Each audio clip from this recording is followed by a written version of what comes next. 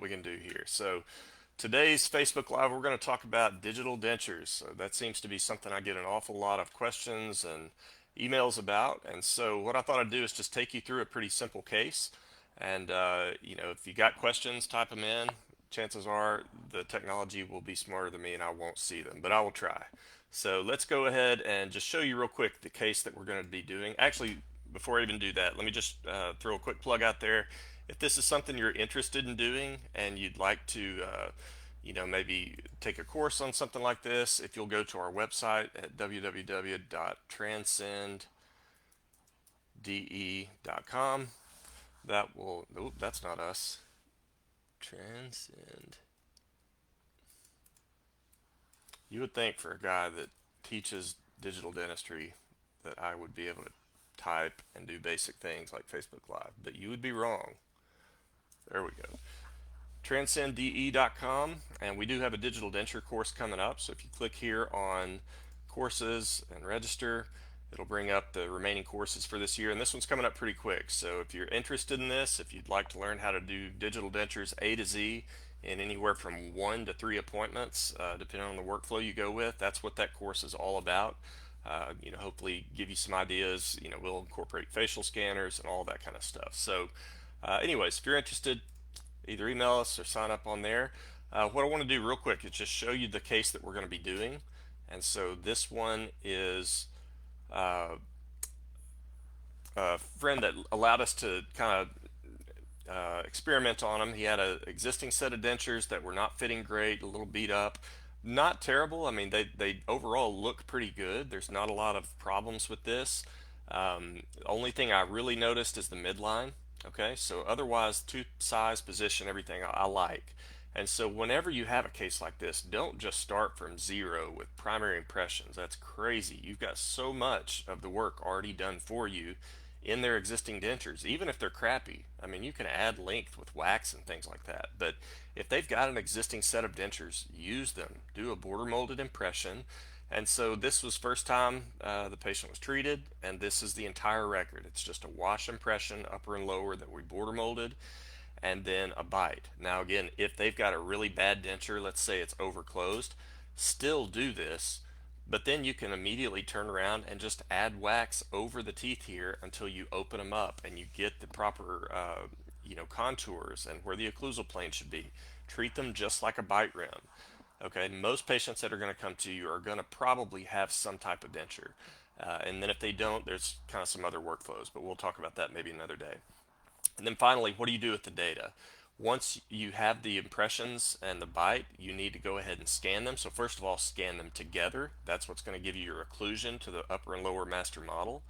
Then you're going to break them apart. You're going to scan the upper, scan the lower. And it's real important when you do that, you want to have the intaglio of the impression facing the camera. Okay, so that's going to pick up the outside of the teeth here, but it'll pick up all of the interior of the impression. That's the main data that we're after. The outside of the teeth here is just going to be used to stitch them together like you see here. All right, so with that said, let's go ahead and open a window in Blue Sky Plan, and we'll design this denture.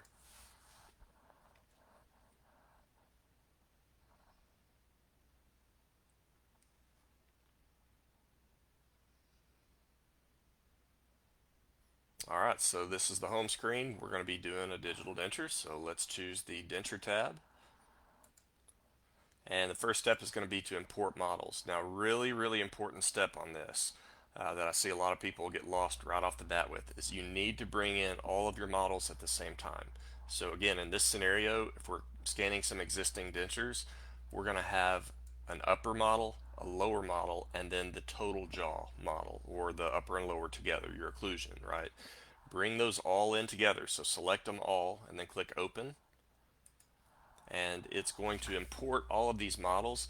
Now the danger in not doing that, I mean, there's ways around it if you were to do them one at a time, but it's going to be a huge pain in the butt, and especially if you're not really familiar in Blue Sky, it's worth just shutting it down, starting over, bringing them all in at once, because what's going to happen is you've got your orientation to those models that they came out of the scanner with, right? And that's different from the orientation that it needs to be in Blue Sky. Okay, so Blue Sky has its native direction of this is up, this is down, this is side to side, right, left. And that's what we're doing in this first step. So let's say you just brought in the maxillary model.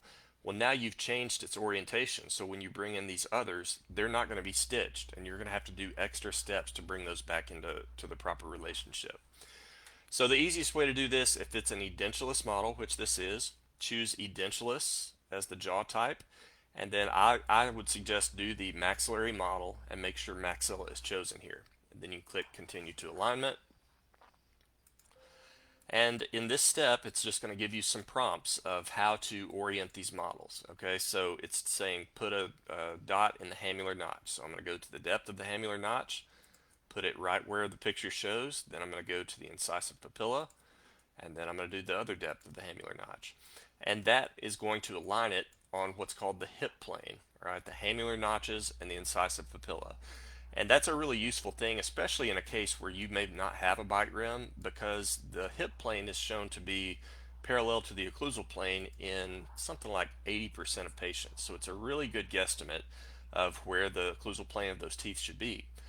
Now you've got the opportunity to modify this. So if I click next, I can now show all of the models, and you can see it's pretty close to the occlusal plane on his denture, but I'm going to modify this just a little bit. So what I'm trying to do is I want to make sure that this horizontal plane is going right through the upper and lower teeth, okay, right on the occlusal plane. I'm going to look at it from all different directions, so it looks good from the front, but now I need to tweak this and bring it up again to have the horizontal plane going right through the occlusion. And again, if you need a reference for that, remember from dentures it should go 2/3 up the retromolar pad. And then I'm going to look from the top, okay? And I should see this vertical component going pretty much through the midline of the palate, okay? And then as a last step, if you remember, the midline on that denture was off just a little bit. And so right now the midline's going right through the middle. Where I actually want it to go is right there, okay? So these models are aligned. You could get away without doing all that and still make a denture, but hopefully I'll be able to show you how turning this grid on and off really makes your setup a lot easier. So we're going to finish this, and you see that orientation change that just happened. That was changing it from the orientation that the scanner had put on the models into the orientation of what BlueSky sees as up, down, side to side, right? So if you click on these arrows, this head is oriented now the same as the dentures. All right, so unless you needed to do some model work, because it does pull you into model editing module, you can just click on continue to denture design. And the very first thing it's going to prompt you to do is to drop in a set of teeth. Okay, so I don't love the default set of teeth here. Probably my favorite, I've got several of them. I'll use the Mitch Hurst libraries, I'll use the Christian Brennis some, I'll use the Bastien Deloge, the Dave Veege. All of those custom libraries are kind of the ones I prefer. For this one, let's go with Bastien Deloge's library. And so this is an upper and a lower. We're going to select all of the teeth. Now on occasion you might need to knock off second molars. If so, just hit Control and deselect those. But here I think we'll be able to put them all in. So when I click OK, you see I've got a tooth hovering around here, and I'm clicking and clicking, nothing's happening. I've actually got to hold Shift and then click. Okay, so I'm trying to kind of line those teeth up. This is showing me a central incisor. And then once it drops all of these in, I'll have this universal widget that I can position these with. All right, so I just take the widget, I'm going to start lining things up. And right off the bat, what jumps out at me is that the teeth in the library are a lot bigger than the teeth in this patient's denture. So you've got a scale slider. If you're on the default screen where it took you, it should be visible. If not, it's under this Move Entire Teeth Chain menu. So I'm just going to take the scale slider and scale these things down, okay? And I want them to be generally the same size. So going from incisor to second molar, it looks like that little change pretty much did it, okay? I liked the facial aspect of his existing teeth, so I'm not going to change that really. You can see I'm pretty well lined up on that. But I do need to bring these over. So now I'm in the ballpark. You see I've got some twist to it. I'm not seeing any of the buckle of the teeth on this side, a lot over here. So I'm going to twist that a little bit to even this up. And this is where it can be nice to turn on that grid. Okay, remember we aligned that grid to where we really would like to have these. I can right click this blue model and make that invisible. And now that lets me really see, okay, this is where I really want to put the midline. Okay, and I want to get it centered on the arch, so I might have twisted it too much.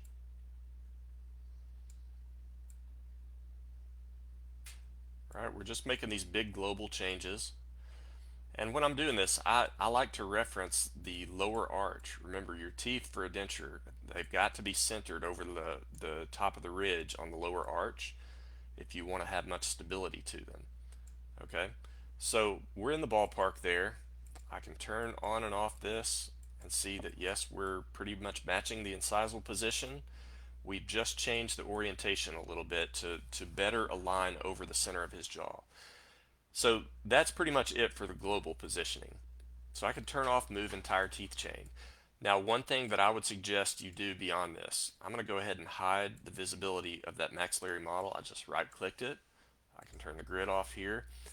But again, going back to the stability of the denture, your lower denture is going to gain its stability by being over the top of the ridge. And so I see here this is really not. So I can show or hide the tooth chain. So the tooth chain is going to bring up one of these little nodes over each tooth. And so let's look here. It looks to me like from about second premolar back, these teeth need to be rotated out this way. So what I'm going to do is I'm going to lock right at the first premolar, and I'll probably end up doing the same on this side. Yep. Lock the first premolar. And then I'm going to say move the opposing arch. And now what we can do is go ahead and just pull these teeth over. So it's kind of like swinging a barn door. Now to do this, you need to grab the tooth just distal to the one you locked, press shift, and then left click and drag ever so slightly. Right there. Okay, that's much more centered over the arch now. Do the same over here.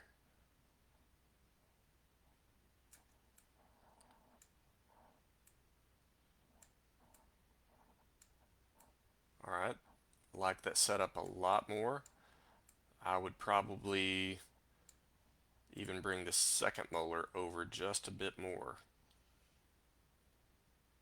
There.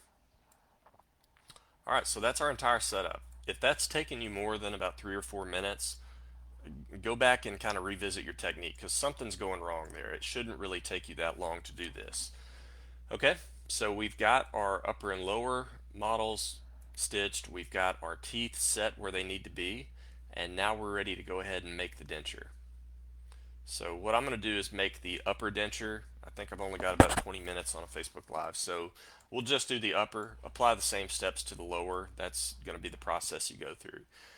So what I like to do is whatever arch I'm making the denture on, I'm going to turn the other models off. So you should have this teeth surfaces. This is where you can turn the model visibility on and off. And now I'm going to go ahead and go back to the denture panel and tell it we're making a denture. So what denture are we making? We're making it on the upper model. It's a maxillary denture. Be very sure that you check the right model because otherwise you're going to go through all the steps and at the end you're going to have an upside down denture that doesn't do you a lot of good. So we'll go ahead now and click create denture, and that's going to make the lower teeth disappear. And what I like to do on this is I'll just kind of look from a frontal view, get it where it's going straight in, and then from a side view I want it to have the same kind of insertion direction that a real patient would have. So coming in from the front of the mouth and then going up and backwards. So this is kind of the insertion path I would go with. And what you're seeing with this dark brown, those are any areas of undercut. Now I've got the option to block those out or not. Okay, so if I wanted to block out all the undercuts, let's say I was going to print a try-in that I need to be able to put on and off of a stone model. In order to do that, you're going to have to include no undercuts.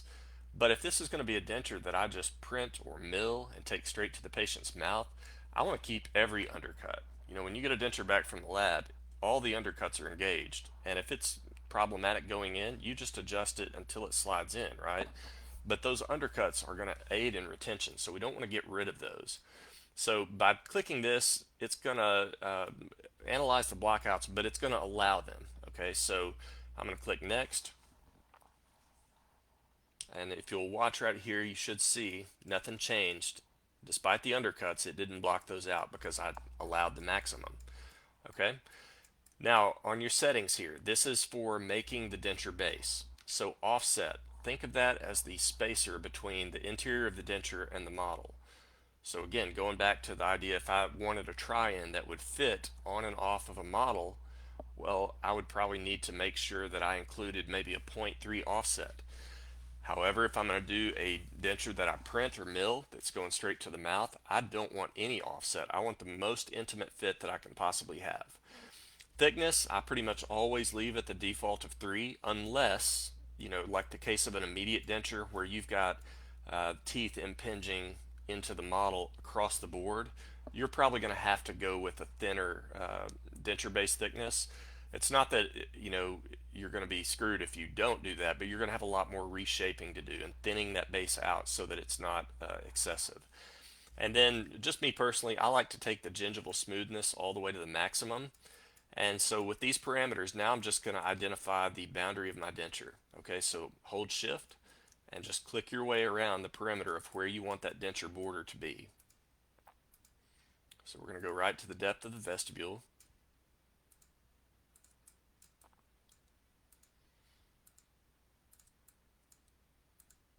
So everywhere I shift and do a left click, it's dropping one of those points. And then we're just going to come on back around to where we started. Now, if you're wondering about that posterior palatal seal, that's one that just this set of demo models they had been carved into already. Honestly, with digital dentures, oftentimes I'm not doing a posterior palatal seal because, the reason we do that is because of the shrinkage that happens in conventional processing. We don't really have that shrinkage when we're talking about milled or printed dentures. So bear that in mind. That's kind of a debate within the digital denture world. But now that we've got the closed contour, and you do need to make sure that this entire line is blue, that you don't have some isolated nodes with the space between them, it won't let you proceed if you do that. So I'm going to click next. And this step's going to take, maybe 30 or 40 seconds to generate this denture base. So it's just analyzing all those parameters we said, right? It's taking everything within this perimeter that I've created. It's offsetting by whatever amount, in this case 0. Then it is building in a thickness of 3 millimeters to that, and then it's going to pull gingiva up towards the teeth. Now this is probably where BlueSky Plan's denture module has the most area that it could still be improved in, is in the gingival proposals. Occasionally you'll get one that just comes out kind of wonky that you'll have to modify later. I kind of hope it happens so I can show you. But the gingival architecture doesn't look the most natural to me.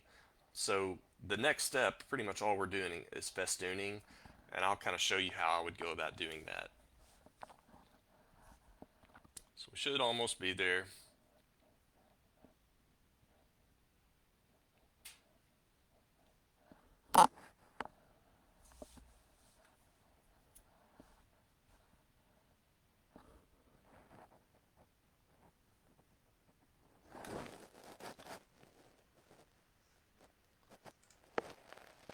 Alright, while it's doing that, Dr. Carmine's got a question. For an immediate denture, would you try and reduce all undercuts? I'd still keep all the undercuts.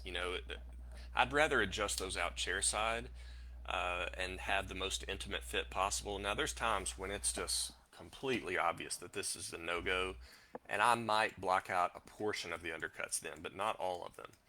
Okay, so here's the initial gingival proposal. So you kind of see what I mean. This doesn't look all that natural, but that's okay. This is easily fixed. So the first thing I'm usually going to do is hit it with the smooth tool. I go maximum strength. Now you can also control this by using your shift and control. So to use the tool, I'm going to have to push shift and then left click and drag across it. And you see how it's smoothing that out. If I wanted to increase the strength, hold control. Okay, and you see as I scroll up and down with the scroll ball on the mouse, my strength is going up and down. I pretty much always use maximum strength. Tool size, same thing. If I'm holding shift and I scroll up, that's going to give me a bigger spot size. So I usually go pretty big on this, and I'm just going to start going across everything and just more or less smoothing it out.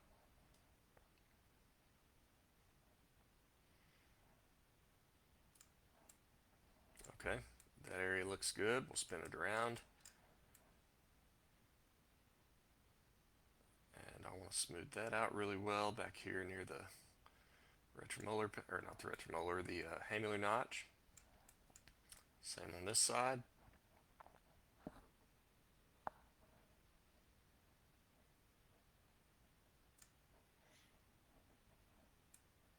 And then same on this side.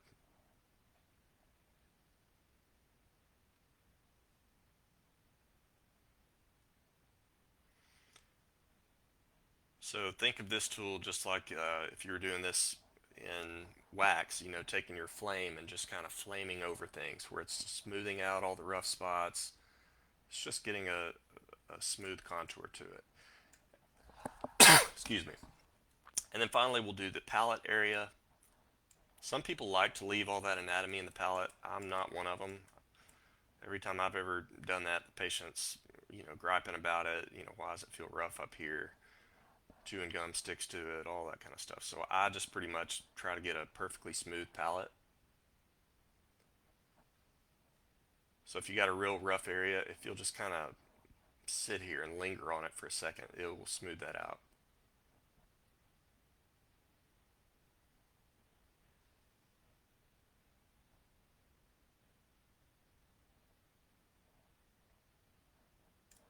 All right, we'll spin it to look from this other angle.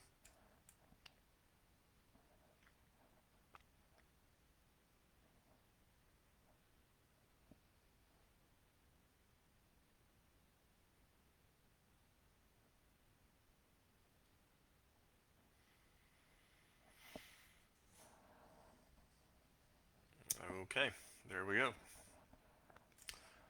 So we're 90% of the way there. The remainder of the stuff I'm going to use usually this local deform tool. That's the tool that especially those of you with the CEREC will be familiar with, right? Where your spot size will affect a general area. You can drag it up so you can make really big changes very quickly. So I'm looking at this knowing that that tooth's not going to be embedded well into the printed material or milled material. So I can bring this out and up, okay? And wherever the direction of that arrow is, that's where it's going to pull to. So I don't want that to be such a drop off. So I'm going to bring it out some like that. I'll do the same thing over here. All right.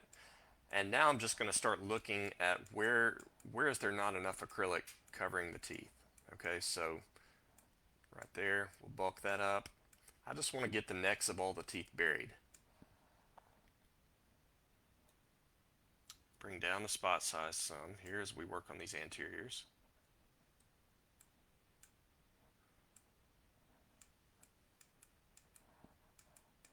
All right. This looks like right in the middle needs to be brought back some. There, that's better.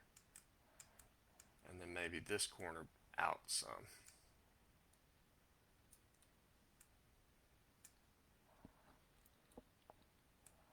All right. Thicken that up just a bit. Same here. So it looks like now we've pretty much got enough acrylic around all the teeth. If you want to, you can bulk it up on the lingual some as well. Now, alternatively, you could use the add and remove. So if I go to add remove, holding shift is going to be add. Okay, so you've got your spot size once again, and I can swipe across this, and you see I added material there. If I was to hold control, which I don't want to do, it would do the same thing, but it would take it away then. So like this area looks a little thin. I'm going to just pull that out by swiping across it. And I think that looks pretty good. So once again, I'll usually go over this one more time with the smooth tool just to make sure everything's got a nice contour to it. Same thing on the buckle.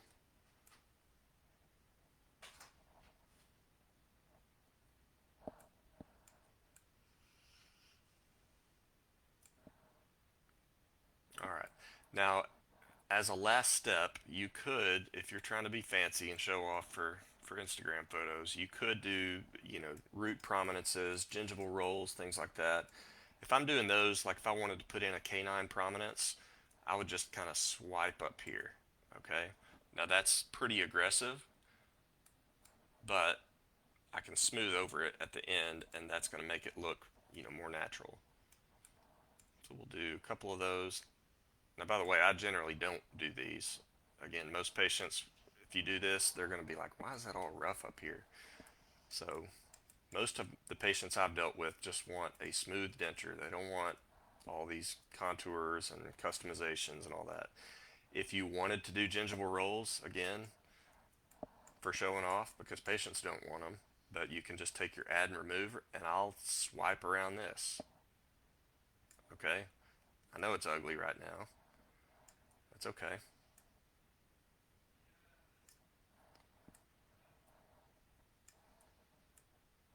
I'm just going to do the front 6 teeth here.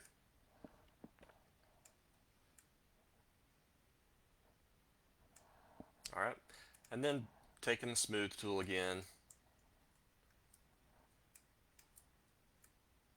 and just swiping over this real quick. So any rough contours, you can just minimize them a little bit. That's definitely rough right there, so we'll melt that away.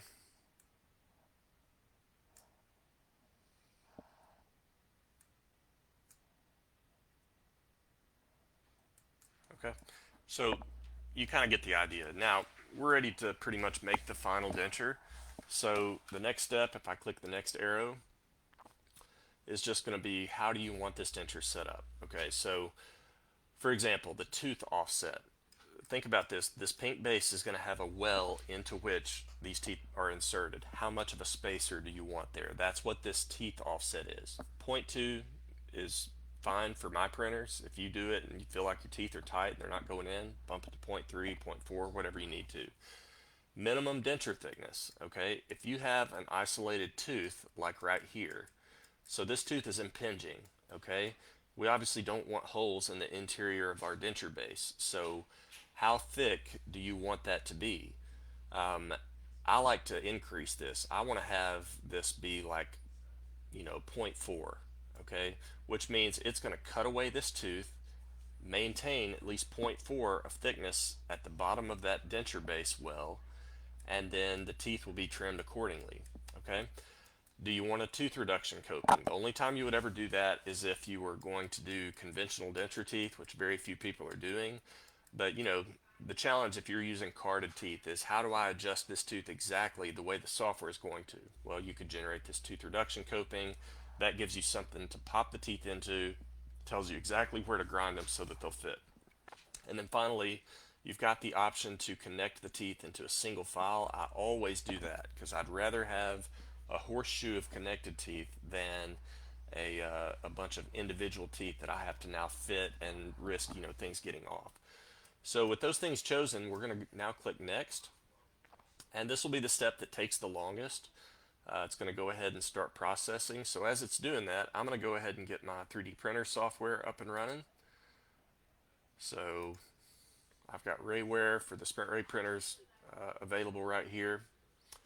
And we'll go ahead and open this up and choose what resins that we're going to be printing in. So I could do the Sprint Ray,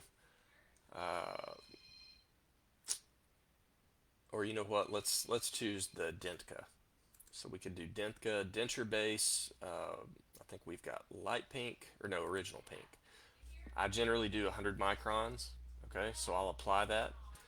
And now once this is printed, I've got this open and I can just go ahead and pull the model in here and we'll be ready to print. Okay, let's check on our progress here. Again, this step takes the longest because it's got to now individually trim all these teeth. It's got to then subtract out the bases of the teeth that it's had to offset as well. So there's a lot of just geometry and Boolean functions that are going on right here. That's why it takes a bit.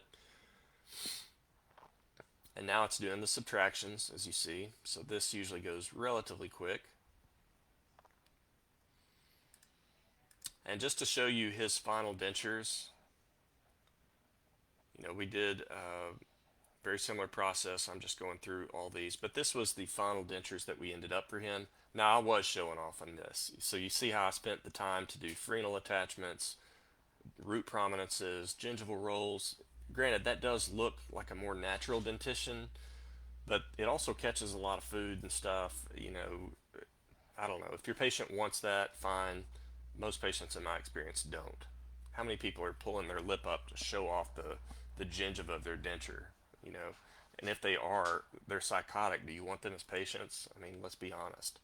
So this would be the other file. So you would have your teeth, right? These would all be connected into a horseshoe as one file that you could print in tooth colored material. And then you would have the denture base file, the upper and lower, and you can print those as a single file. And then at the end of it, you just match those together, bond them in place.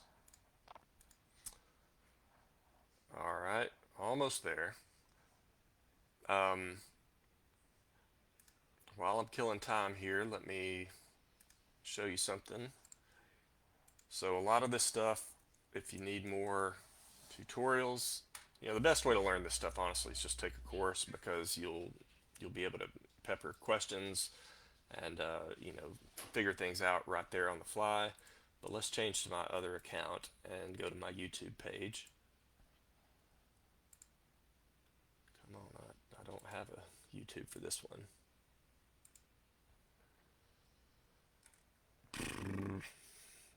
Okay. Here we go. Still on the wrong one. Well,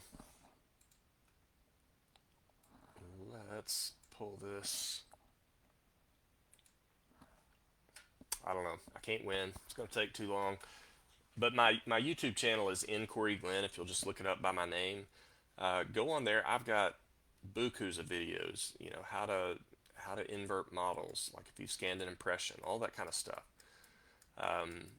So here's our final denture. It's all done now. You can see now that we've got the offset spacer of 0.2 millimeters around every tooth. That's going to be where you put your liquid pink resin in, squash the teeth into place, and then cure it all together, right? If I was to turn off the model and the denture base, you can see now the teeth are connected just as a unit. So it's just a bridge of teeth. And you see how the teeth have been adjusted here where they were impinging into the model. And again, going back to the idea of the denture base thickness, this is not talking about the overall denture base thickness. It's talking about how thick is it right there. Okay, that's what I bumped up to 0.4. Now, one other thing to show you is that you've got the option of a monolithic denture as well. So it does maintain a copy of the denture base with no subtractions. So if I just turn the teeth on like this, and let's say I wanted a monolithic denture, well, I can just now export this. So File, Export Data.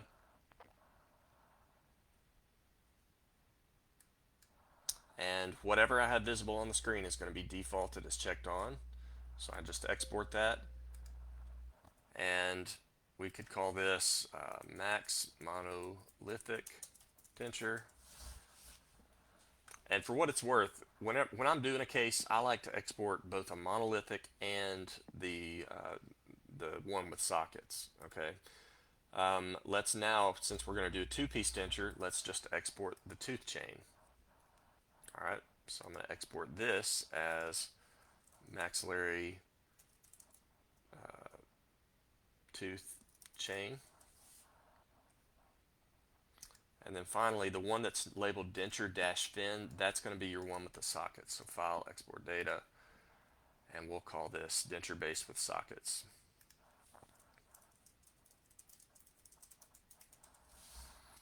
So we're done in BlueSky. I'm not going to do the lower right now. It's the exact same process as what we just did on the upper. Okay, but let me show you how we would set this up now to print. So if I open up my Rayware, I could bring this in, and let's do the maxillary denture with sockets. Now, one of the things I would suggest to you, if you're printing dentures, it is so little effort to process these things that it's almost like, why would you not make them two sets right off the bat? The printed, well, depending on the materials you're using, some of the printed materials are weaker, not compressively, but more in a flexural, so they'll snap easier if they're dropped, for example, on a hard surface. So it's a minimal amount of effort to just make them two on the front end.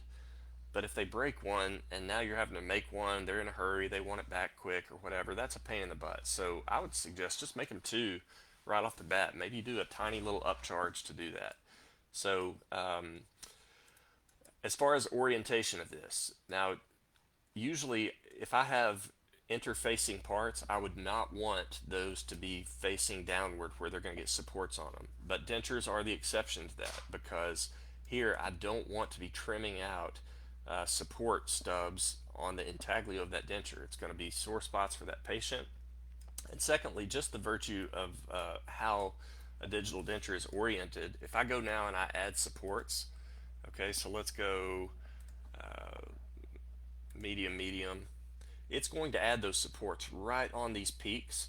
And frankly, I can break those off and I don't care if they get broken off because remember, I'm going to come back with additional resin when I'm bonding this in. So usually your supports are not going to be right up in the depth of that well where it's interfacing. A couple of them will be, and yeah, maybe you have to hit that with a drill to smooth it off. But in general, I would rather have the intaglio facing up. So if I was going to do two of these, I'd copy this, and this would be my first print, okay?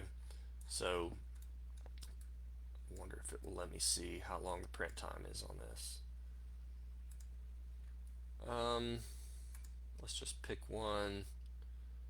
Actually, you know what? I don't know what resins I have in there. I'm gonna guess here, but at 100 microns that high, I would say you're looking at a 50-minute print on this, okay? And then once you started that, you could, if you've got two printers, which you should, go ahead and then import the maxillary tooth chain. And if you want to do a monolithic denture, bring that in now. Because if you're going to do monolithics, you should just print the entire thing in white and then just come back with gingival composite stains and pink your denture with that. To me, that's the easiest way if you're going to do a monolithic.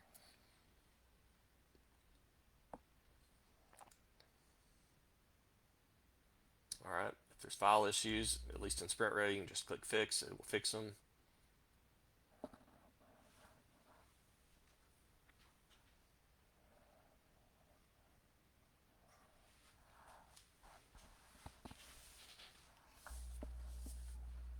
Okay.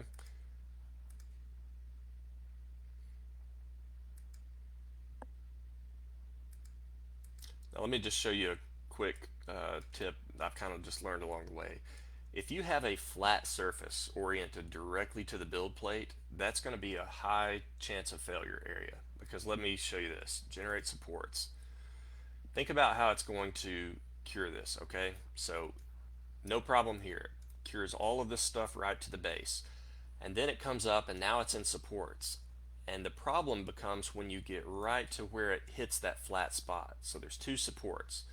So these are in 100 micron layers and it hits right there, and then the very next layer it's got to grab all this material out here to the lateral side of it, and sometimes it just doesn't.